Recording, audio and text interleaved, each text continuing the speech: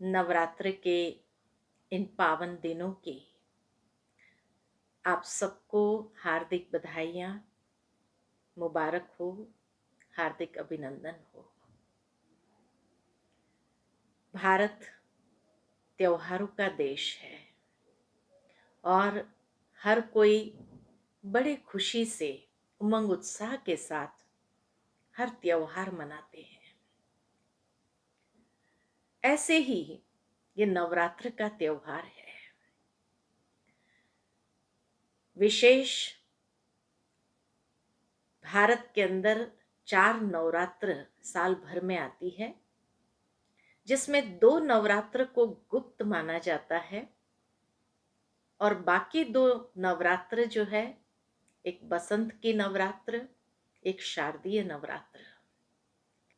देखा जाता है कि नवरात्रि के समय में जो मनुष्य संयम को जीवन के अंदर अपनाते हैं, भले ही कुछ दिनों के लिए, लेकिन उससे उसका मनोबल बहुत बढ़ जाता है।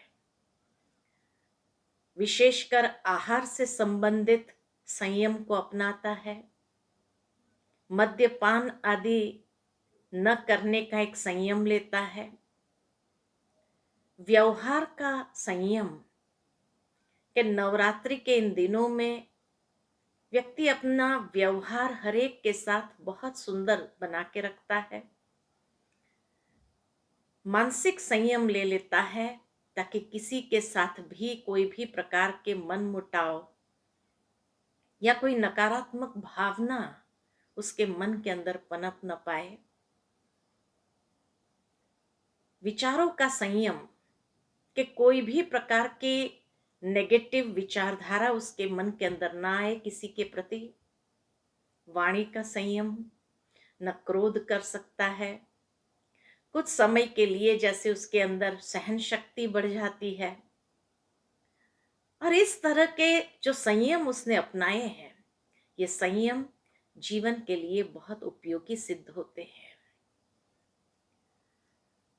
नवरात्र के प्रथम दिन शैलपुत्री का स्वरूप में पूजन होता है, आवाहन होता है। दुर्गा का ये स्वरूप शैलपुत्री का, जिसके पीछे कथा है कि शैलपुत्री के पूर्व जन्म में वो सती थी और सती का शिव के साथ विवाह हुआ था।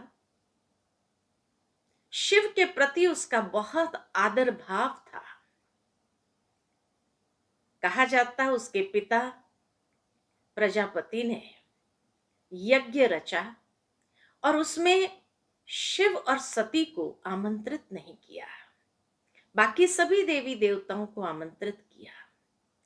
जब सती को इस बात का ज्ञान होता है, वो फौरन आती है और अपने पिता से कहती है कि आपने शिवजी को इस यज्ञ में निमंत्रण क्यों नहीं दिया। बहुत कुछ सुनना पड़ा, सती को सहन करना पड़ा। तब कहा जाता कि सती आवेश में आकर के उसी यज्ञ कुंड में कूद पड़ती है और जलकर भस्म हो जाती है। शिव जी को यह पता चलता है तो वो आकर के सारे यज्ञ का नाश करके सती के शरीर को लेकर चले जाते हैं। और दूसरा जन्म जब उसका होता है शैलपुत्री के रूप में, शैलराज के यहां एक पुत्री के रूप में जन्म होता है। भावार्थ के नारी का जब जन्म होता है संसार के अंदर या घरों में, तो ये पवित्र स्वरूप, एक पवित्र निर्मल कन्या के रूप में जब किसी के घर में वो जन्म लेती है, तो मानो शैलपुत्री दुर्गा का ये स्वरूप का उस परिवार के अंदर आवाहन हुआ है। परंतु आज की दुनिया के अंदर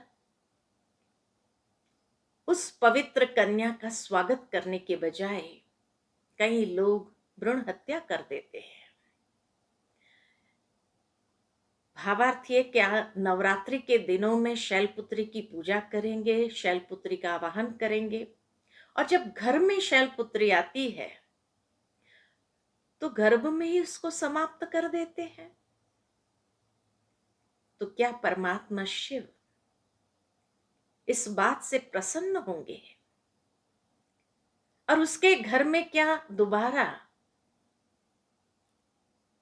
दुर्गा का ये स्वरूप का स्वागत हो सकता है?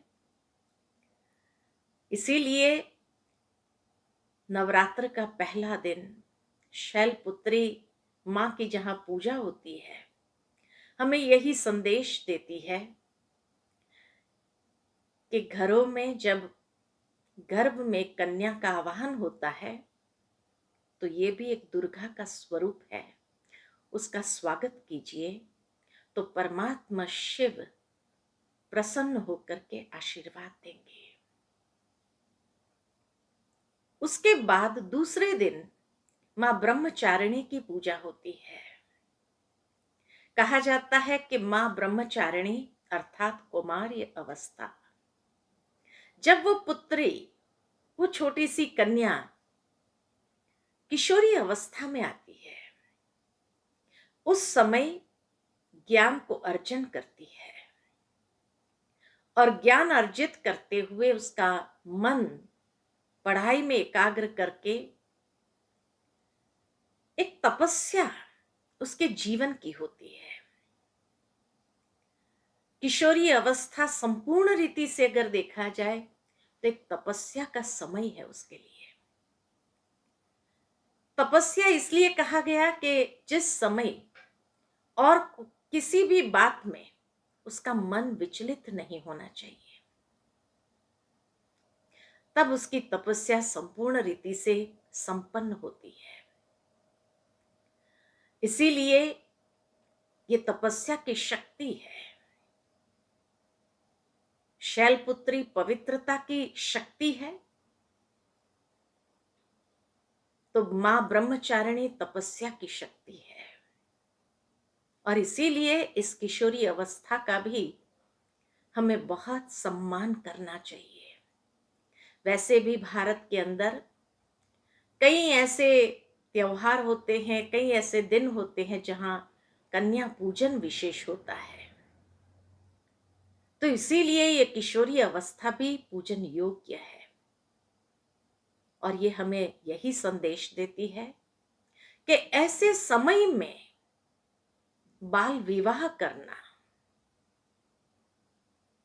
उसके मन को विचलित करने बराबर है, उसकी उस तपस्या को भंग करने बराबर है।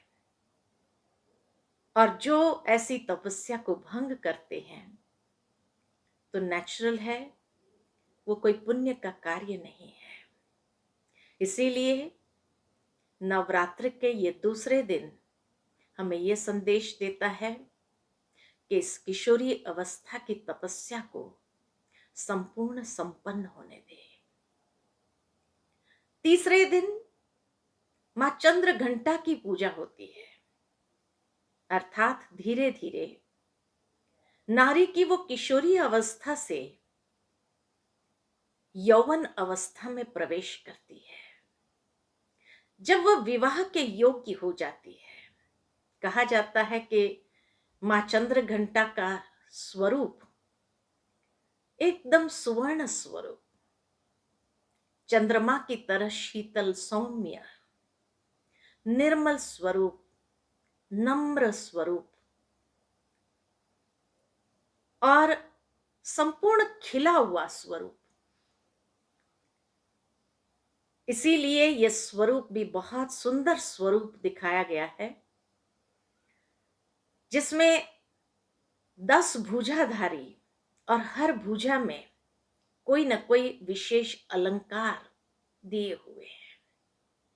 भावार्थ ये कि एक नारी जब विवाह के स्वरूप में प्रवेश करती है, तब हर अलंकार से सुसज्जित, हर प्रकार की विशेषताएं कलाओं से अपने आप को संपन्न करती है, एक संपूर्ण चंद्रमा की तरह, पूर्णमासी का चांद की तरह वो खिला हुआ स्वरूप है उसका।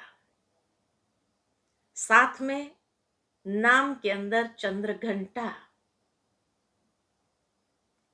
जिस तरह घंट जब बजता है तो कहा जाता है कि जो भी नकारात्मक शक्तियां होती है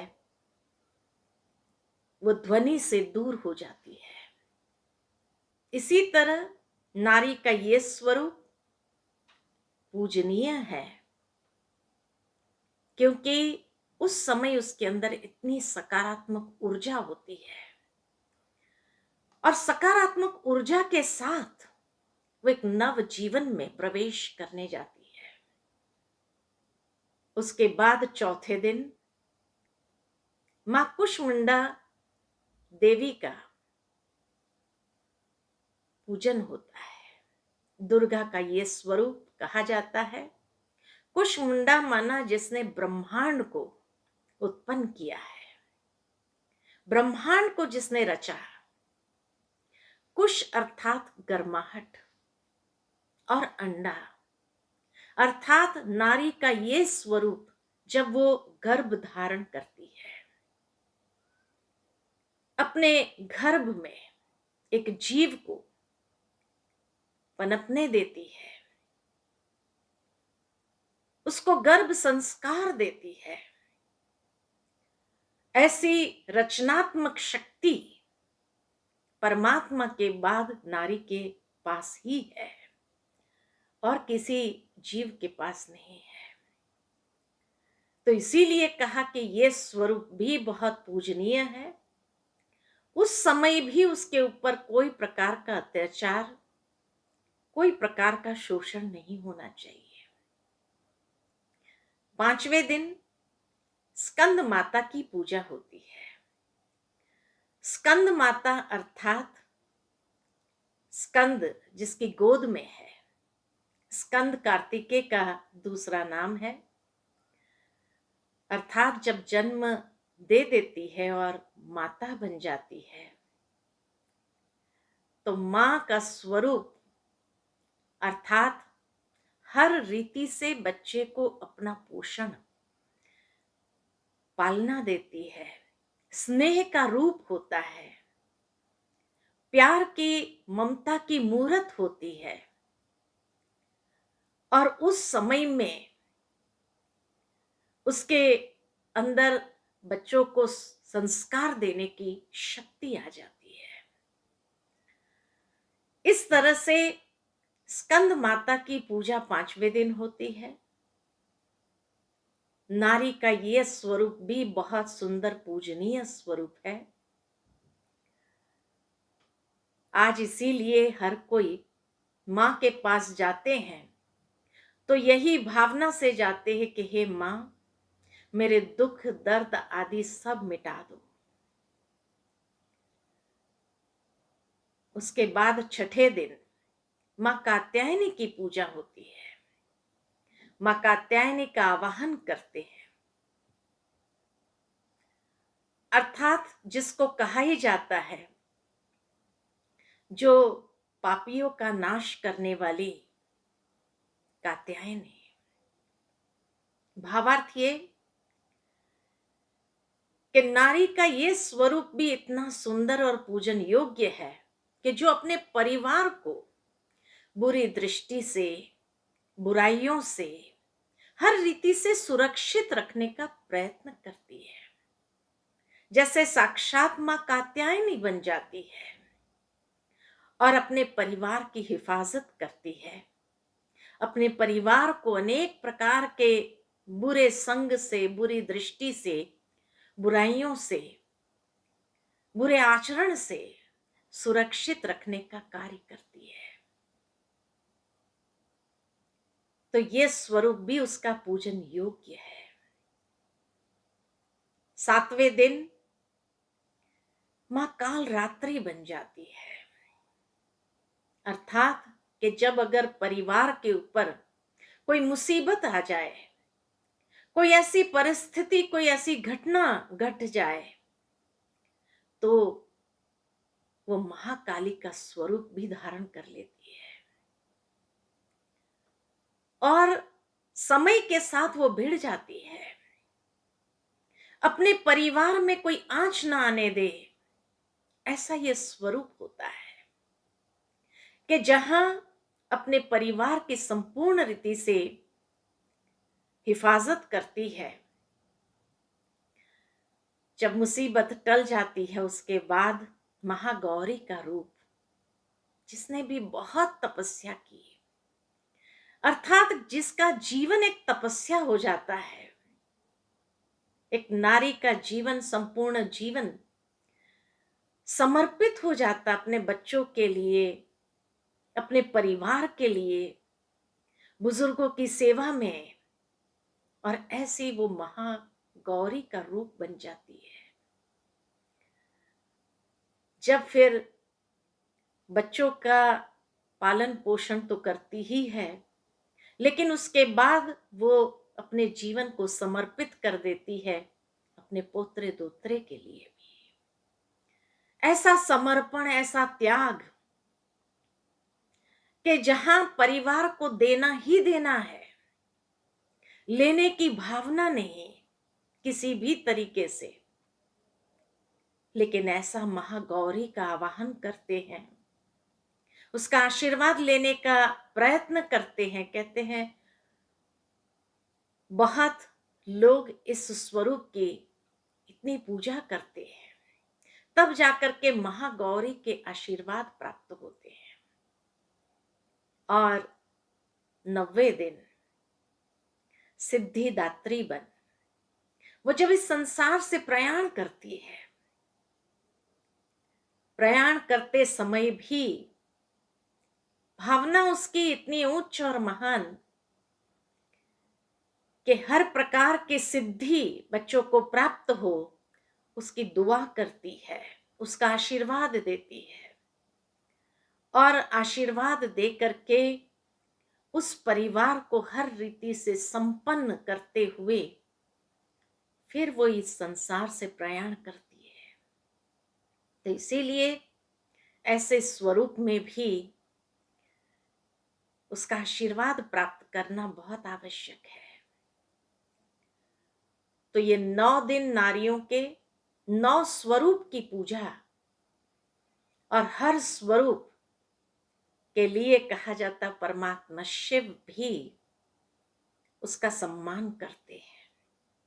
तभी शिवरात्रि और नवरात्रि दोनों साथ साथ रात्रि शब्द को लिए हुए हैं, अर्थात मनुष्य जीवन के अंदर जो अज्ञानता की रात्रि है उसको संपूर्ण रीति से समाप्त करना है और जागृति ले आनी है। ये जागरण करना है। जागरण अर्थात जागृति। और जैसे ही ये जागृति आए तो कभी भी उससे कोई भी प्रकार की उसकी पूजा में चूक नहीं होती है, और तभी हर आशीर्वाद के पात्र वो बन जाते हैं। तो आइए इस बार नवरात्रि अपने घर के हर नारी का इस तरह से सम्मान करे, इज्जत करे और उसकी पूजा करे। पूजा करना अर्थात सम्मान करना, रिगार्ड रखना। जब नारी का ये रिगार्ड होगा, माना परमात्मा शिव का रिगार्ड है। इसी भावना के साथ सबको पुनः नवरात्र की बहुत बहुत मुबारक है, हार्दिक अभिनंदन है। ओम शांति। शिव शक्तियाँ आ गई धरती पे, शिव शक्तियाँ आ गई। घर घर में होती है जिनकी पूजा, चेतन में वो देवियाँ आ गई। शिव शक्तियाँ आ गई धरती पे, शिव शक्तियाँ